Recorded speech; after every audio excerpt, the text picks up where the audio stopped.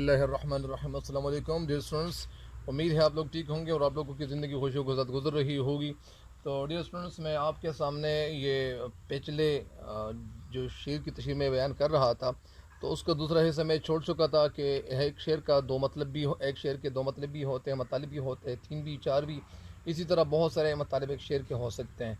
तो मतलब तो मैं आपको बयान कर चुका था, लेकिन दूसरा मतलब जो मैं बयान कर रहा था तो बस कुछ मसला पैदा हुआ, तो इसी वजह से मैं बयान ना कर सका। अल्लाह ताला आप लोगों को दोनों आखिर दोनों जहानों की कामयाबी अता करे। तो बढ़ता हूँ उस मतलब की तरफ, फिर अशआर की तशरीह मज़ीद की तरफ इंशाल्लाह। तो उस शेर का दूसरा मतलब यह था, और शेर में आपके सामने बयान कर दूँ। नुमाया हो के दिखला दे कभी उनको जमाल अपना, नुमाया हो के दिखला दे कभी उनको जमाल अपना, बहुत मुद्दत से चर्चे हैं तेरे बारीक बीनों में। इस शेर का दूसरा मतलब मैं ये बयान कर रहा था कि इकबाल अपने महबूब रब से अल्लाह ताला से दरख्वास्त करते हैं, दर इल्तिजा करते हैं, मन्नत समाजत करते हैं कि ए महबूब हकीकी, तू तो किसी दिन नुमाया हो जा और इन लोगों के सामने जलव दिखा, और दुनिया वालों को जब तू अपना जमाल दिखाएगा और उन पे तेरी असलियत, तेरी जो असलियत है, जो हकीकत है, वो वाज़ेह हो जाएगी, ताकि इन लोगों को फिर पता चलेगा कि तू कितना हसीन है, कितना हसीन व जमील है, कितना खूबसूरत है, कितना हुस्न रखता है। दुनिया के लोग बहुत अरसे से तेरे बारे में तरह तरह की बातें कर रहे हैं, चिमगुए कर रहे हैं, मुख्तलिफ़ बातें कर रहे हैं।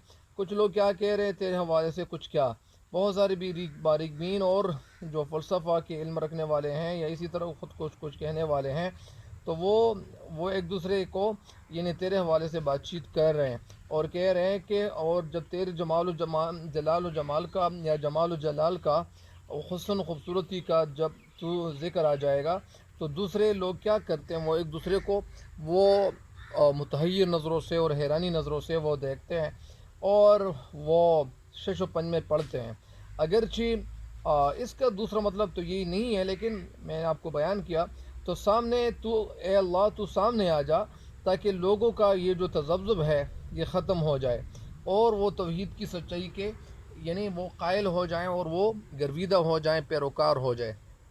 अगर मैं आपको ये भी बता दूं कि जब अल्लाह ताला ने ये दुनिया तख्लीक की है, अगर एक इंसान वो अल्लाह ताला की तख्लीक के हवाले से, अल्लाह ताला की इस दुनिया के हवाले से या अल्लाह ताला के हवाले से अगर वो लोग क्या है वो हैरान है, अगर वो सोच रहे, मैं सबसे पहले तो इतना ही बता दूं कि सबसे पहले हमें अपनी तख्लीक के हवाले से सोचना चाहिए कि हमें अल्लाह ताला ने किस तरह पैदा किया और हम कितने कमज़ोर थे जब छोटे थे, जब पैदा हुए थे तो उस वक़्त हम कैसे थे। हम तो कोई चीज़ पकड़ भी नहीं सकते थे। हमें तो अल्लाह ताला ने चलना भी अल्लाह ताला ने सिखाया, खाना भी अल्लाह ताला ने हमें खिलाया और पानी भी अल्लाह ताला ने हमें पिलाया।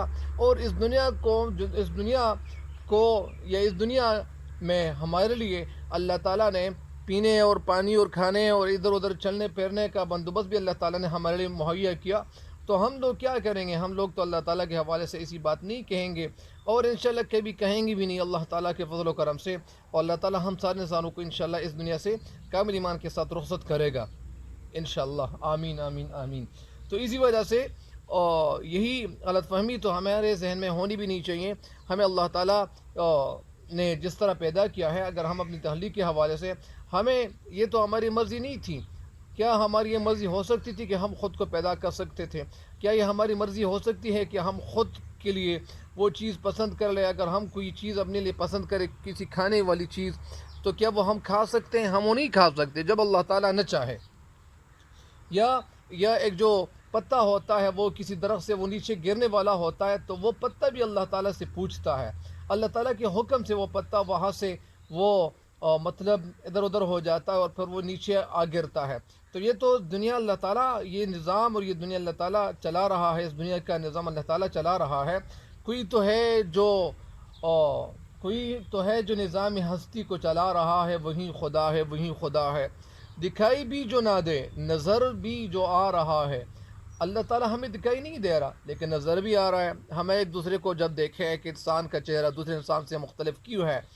बहुत सारे फल हैं, वो चाहे सेब हो, चाहे अनार हो, चाहे अंगूर हो, चाहे केले हो, کیلے کے چھلکوں کو دیکھنا چاہیے، اسی طرح انار کو دیکھنا چاہیے، بہت سارے پھلوں کو دیکھنا چاہیے، اخروٹ کو دیکھنا چاہیے، اور تربوز کو دیکھنا چاہیے۔ بہت سارے پھل ہیں، بہت ساری تخلیقات ہے اللہ تعالیٰ کی۔ اگر ہم ان تخلیقات کے حوالے سے سوچنا شروع کر دیں تو میرے خیال میں اللہ تعالیٰ کی تعریف وہ کبھی ختم ہونے والی نہیں ہے، اور بہت ساری باتیں اللہ تعالیٰ کی تعریف کے حوالے سے کی جاتی ہیں اور کی جانی بھی چاہیے۔ تو اس شعر کی تشریح مکمل ہو گئی ہے، اگلے شعر کی تشریح کی تربیت چلتا ہوں ہم لوگوں کو۔ اگلا شعر کیا ہے؟ خاموش اے دل بھری محفل میں چلانا نہیں اچھا، ادب پہلا قرینہ ہے محبت کے قرینوں میں۔ خاموش یعنی خاموش، خاموش کا یہ مخفف ہے۔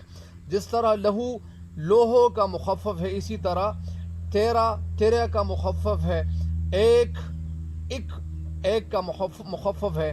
بہرحال محفل اور مجلس میں فرق یہ ہے کہ محفل وہ خوشی کا موقع ہو، کسی کی شادی ہو، اس کو ہم محفل کہتے ہیں، اور جب دین کا مجلس، دین کی باتیں ہوں، دین کے حوالے سے باتیں ہو رہی ہوں، تو اس کو ہم کیا کہیں گے؟ مجلس، یعنی مسجد میں وہ زیادہ تر لوگ جو بیٹھے ہوئے ہوتے ہیں۔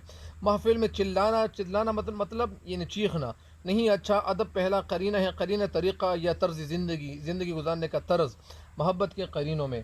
اس شعر کا مطلب کیا ہے؟ اس شعر کا جو سمپل سا مطلب ہے اور جو نثر ہے وہ یہ ہے کہ اے دل چپ ہو جاؤ، بڑی محفل میں شور و غل مناسب نہیں ہے کہ تو شور و غل کرے۔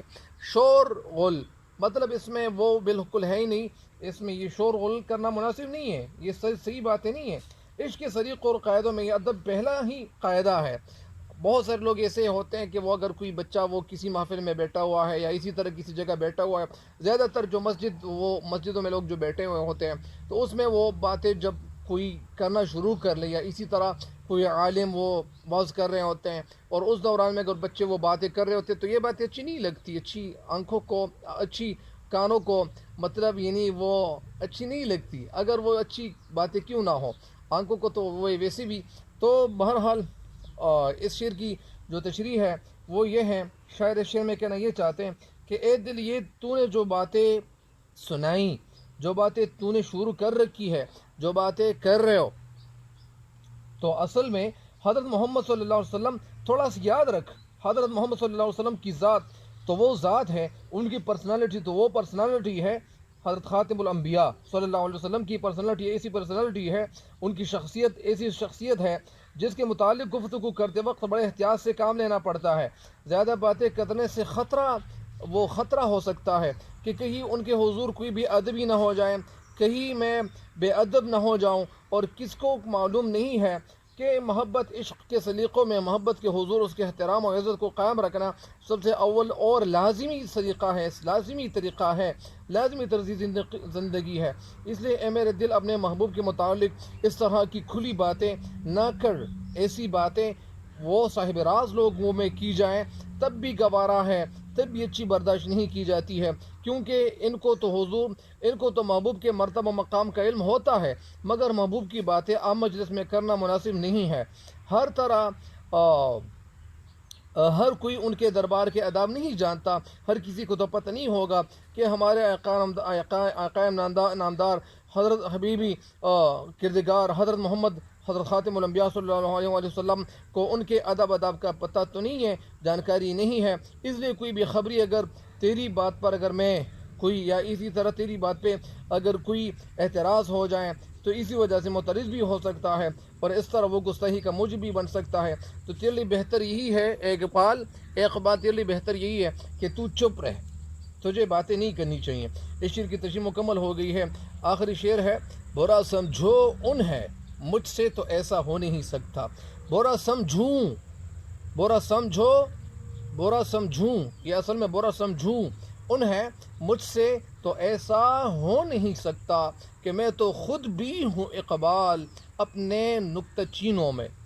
نکتہ چین یعنی باتیں، کسی کے حوالے سے باتیں کرنے والے، یعنی بہت سارے لوگ ایسے ہوتے ہیں کہ وہ ایک دوسرے کے حوالے سے جب وہ موجود نہ ہوں تو وہ نکتہ چینیاں کرتے ہیں، اور نکتہ چینی کے معنی کیا ہے؟ وہ نکتے نکالتے ہیں۔ نکتہ کے معنی ہے اہم بات، چینی یعنی جو اہم باتیں ہوتی ہیں، اور نکتہ کے معنی نکات ہے، نکات نہیں ہے۔ تو ناقد یا کوئی عیب یا برائی کی نشاندہی کرنے والا جو ہوتا ہے، عیب یا برائی کی نشاندہی کرنے والے کو ہم کیا کہتے ہیں؟ نکتہ چین ہم کہتے ہیں۔ تو اس شعر کا جو مطلب ہے، وہ نثر ہے، وہ یہ ہے کہ اے اقبال، تنقید کرنے والوں کو میں برا نہیں سمجھتا ہوں، میں برا ان کو کیوں سمجھوں؟ مجھ سے تو یہ نہیں ہو سکتا، کیونکہ میں تو خود ہی اپنے آپ پہ نکتہ چینی کر رہا ہوں۔